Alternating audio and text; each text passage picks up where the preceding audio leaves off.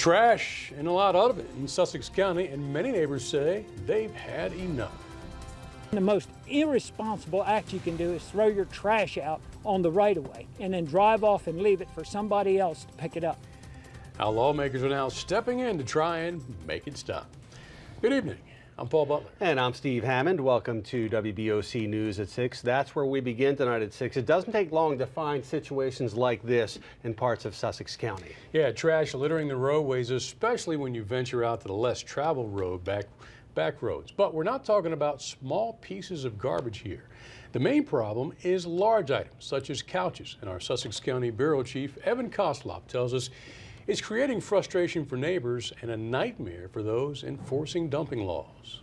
I've lived in Sussex County pretty much all my life. I'm going to live here for the rest of my life, and I'd rather have a beautiful environment rather than one full of trash.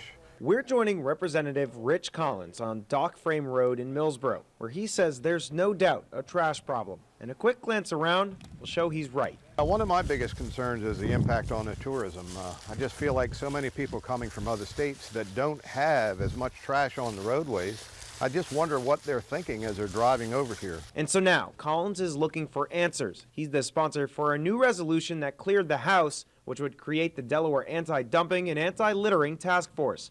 That group would bring state and county leaders together to try and solve the problem. And it's of course more than just Millsboro. Take a look at Steiner Road in Georgetown. There's a floating sea of bottles and cans. Nearby, a decrepit doll lies among twigs and debris. From couches to piles of wood and everything in between, this area is covered in trash.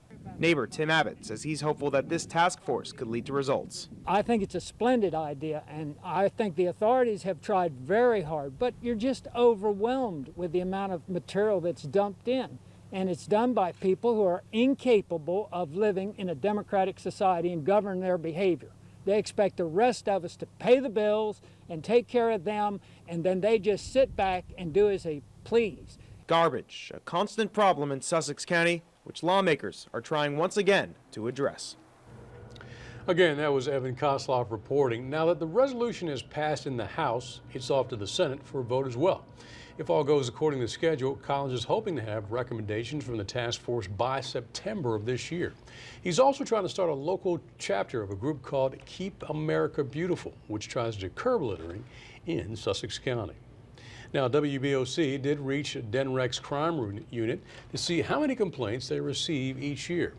In 2014, there were 115 citizen complaints about dumping or littering. Now, the DENREC crime unit has 11 officers statewide who investigate crimes like illegal dumping. There are also cameras to try and catch people in the act in Delaware.